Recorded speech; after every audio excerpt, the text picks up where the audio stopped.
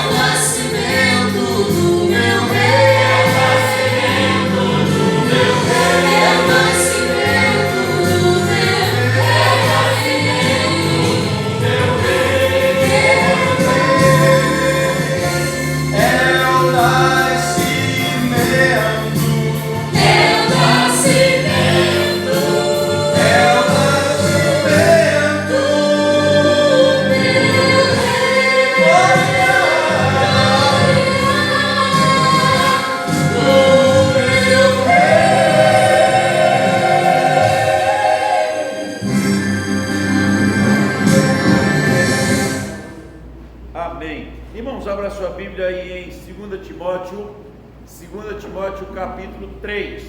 Vamos orar e manter a Bíblia aberta.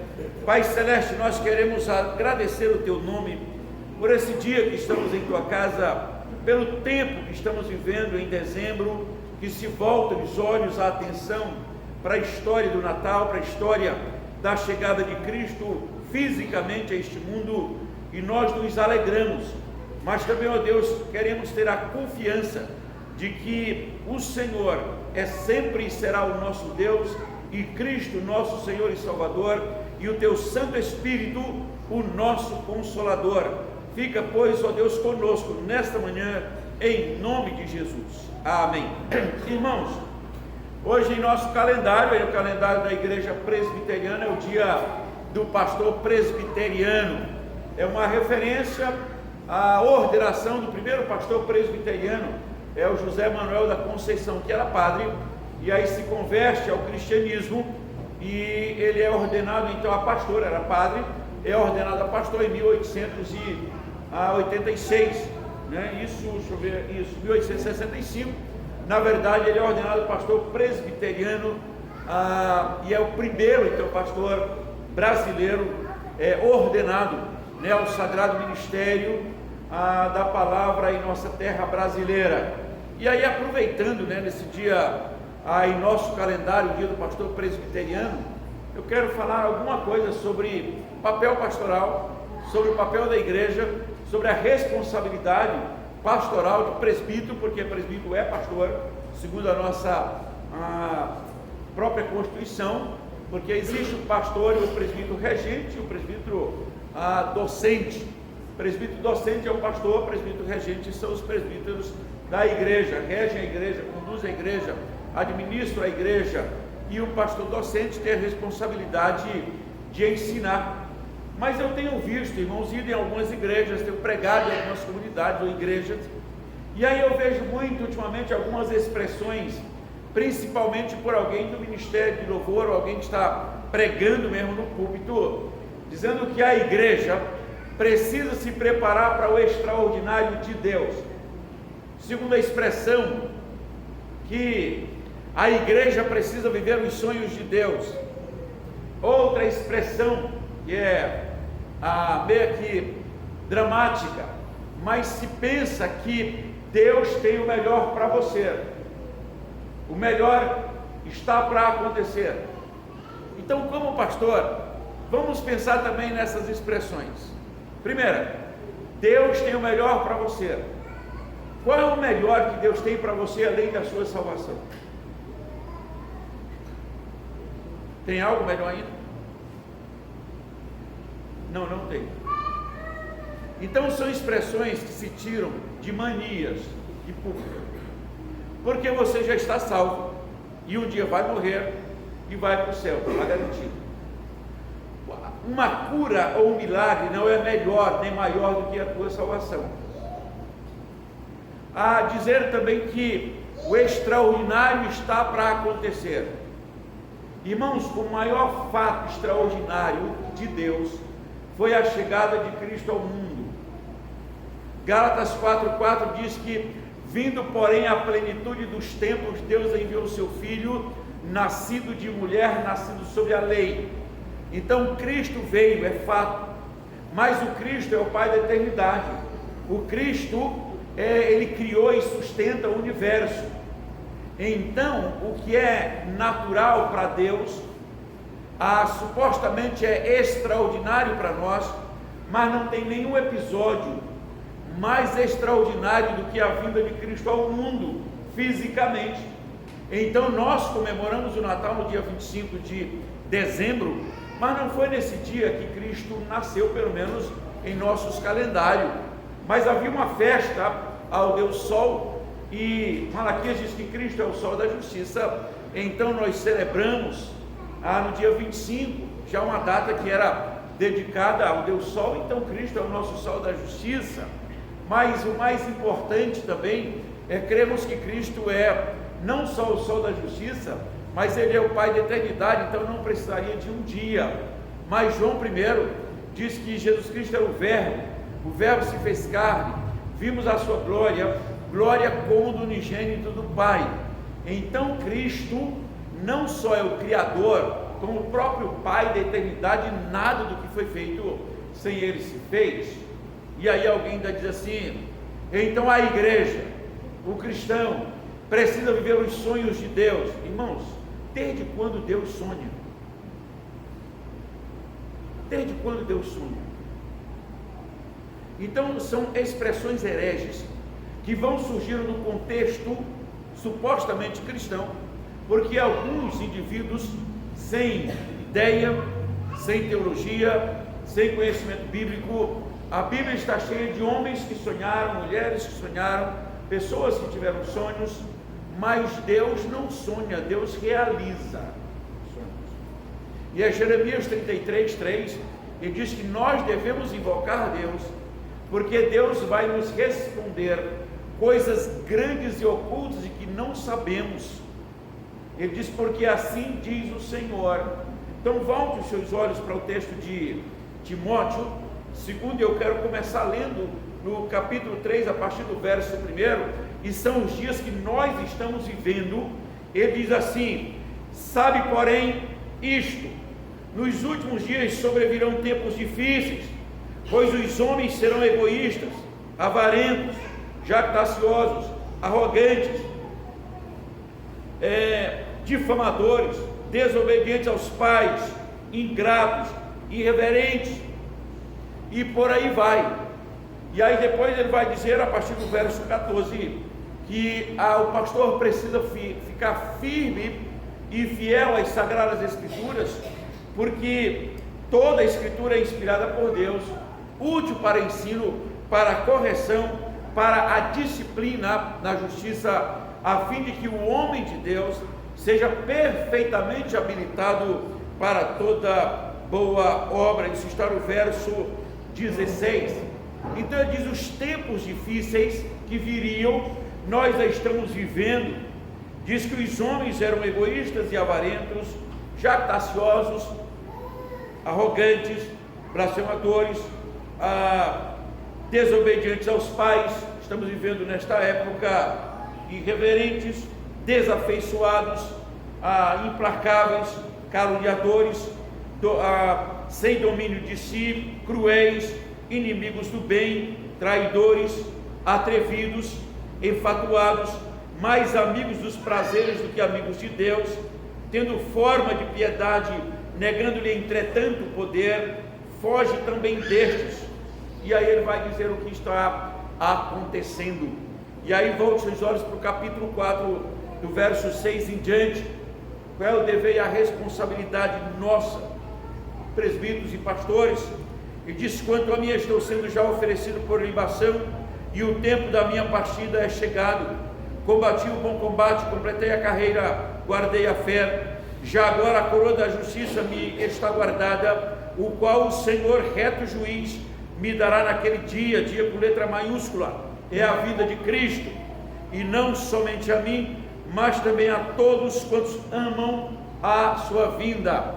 Então, no dia do pastor presbiteriano, ou no dia, no nosso calendário do pastor, o grande pedido, a grande responsabilidade é que o pastor se volte para a palavra de Deus, não caminha pelos seus devaneios e heresias da sociedade contemporâneas, que não têm o conhecimento de Deus, mas que muitos sonhadores, segundo o profeta, que contam os seus sonhos como se fossem sonhos de Deus, e começam a incutir na cabeça dos cristãos ou membros de igreja grandes bobagens, e a igreja, os cristãos começam a crer, mas são como palha, são fenos, que não edificam, que não disciplinam, que não corrigem, que não preparam o homem para viver verdadeiramente o reino de Deus. E nós estamos vivendo nestes dias em que a igreja aprende a pular, aprende a dançar, aprende a gritar, aprende tantas coisas, mas não aprende que o temor do Senhor é o princípio da sabedoria, e o conhecimento santo é prudência.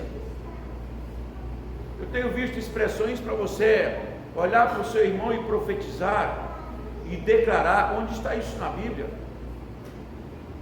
Ordena, determina, toma posse, diga. Aonde? Onde tem base bíblica para as orações determinativas?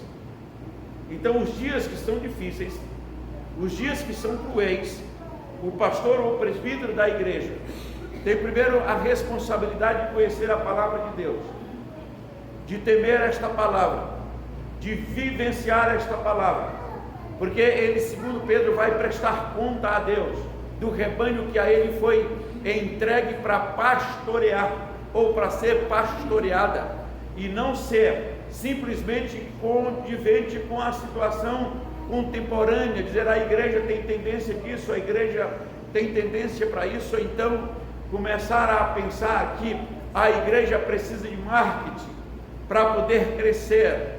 Irmãos, o pecador de Caim até hoje é o mesmo, a graça é a mesma, a Bíblia é a mesma.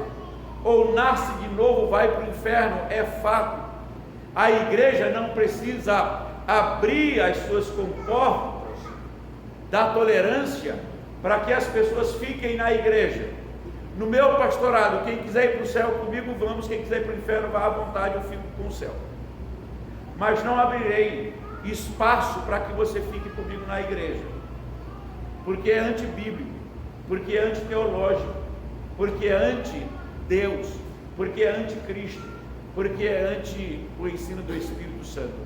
Jesus Cristo uma vez disse para o colégio apostólico: vocês querem também me abandonar? Porque eles disseram: Senhor, dá uma aliviada no teu discurso, porque os teus discípulos estão te deixando. E ele disse: vocês querem também me abandonar? E Pedro vai responder: Senhor, para quem iremos nós?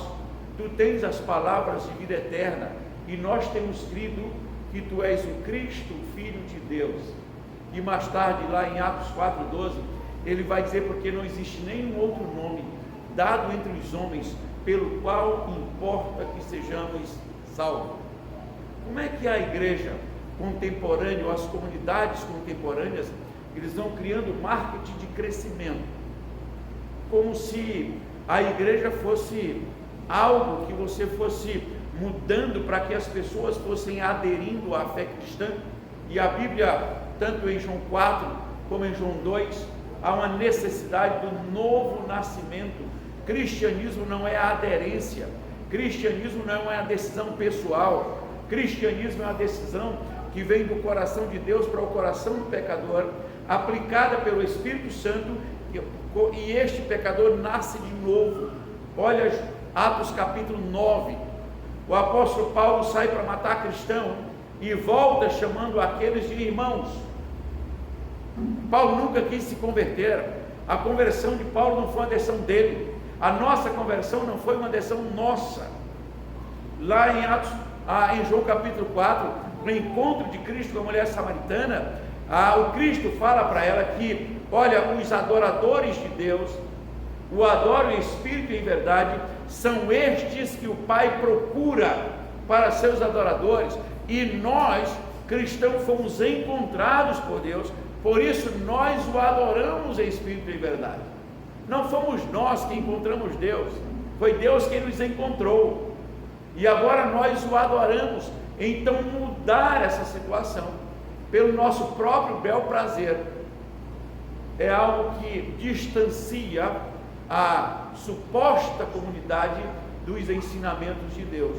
E aí Paulo vai falar a Timóteo: olha, tu porém permanece fiel naquilo que você aprendeu, porque toda a escritura é inspirada por Deus e é útil para o ensino, para a correção e para a disciplina, para a educação, para que o homem de Deus seja perfeitamente habilitado para toda boa obra.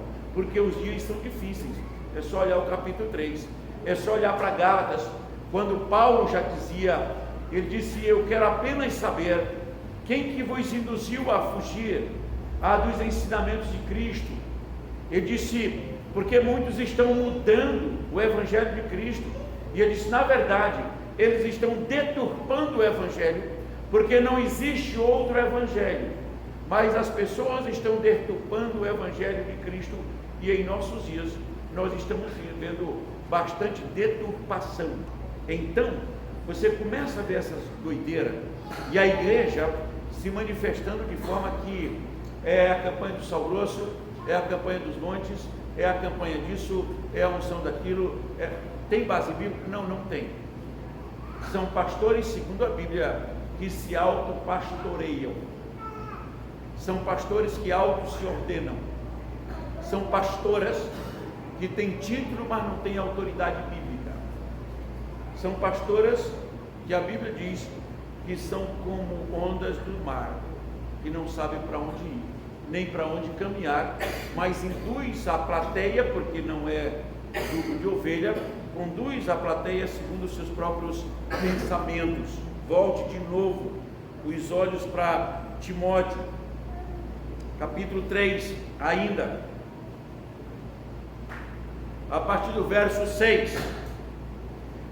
Pois entre estes se encontram os que penetram sorrateiramente nas casas e conseguem cativar mulherinhas sobrecarregadas de pecados, conduzidas de várias paixões, que aprendem sem jamais chegarem ao conhecimento de toda a verdade. E aí ele vai dizer o que acontece do modo que foram enganados no passado, continuam sendo enganado em nossos dias. Que Deus tenha misericórdia de nós e nos abençoe, que a Igreja de Cristo permaneça fiel às Sagradas Escrituras e que pastores se manifestem no culto segundo o coração de Deus, e que os presbíteros, que são pastores regentes, continuem firmes e inabaláveis na palavra de Deus. Que Deus nos abençoe. Vamos orar, irmãos. Pai Santo, nós pedimos a bênção do Senhor sobre a nossa vida, e que a tua igreja, do momento presente, que vive esses dias difíceis, permaneça sempre fiéis no Senhor, porque a tua graça é melhor do que a vida, e aí os lábios da tua igreja te louvam e te adoram em espírito e em verdade. Fica, pois, conosco e nos edifique em nome de Jesus. Amém. Irmãos,